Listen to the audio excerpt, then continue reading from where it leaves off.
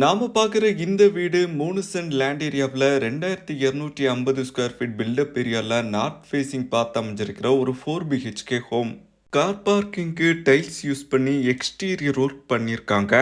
ஸ்பேசியஸான living ரூம்க்கு fall ceiling multimedia TV நீட்டோட interior work பண்ணியிருக்காங்க.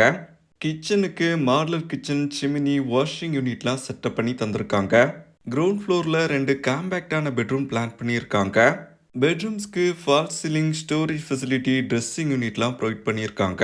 ஹாலில் ஃபர்ஸ்ட் ஃப்ளோரையும் டெரஸையும் ஆக்சஸ் பண்ணுற மாதிரி ஸ்டேர்கேஸ் ரெடி பண்ணியிருக்காங்க.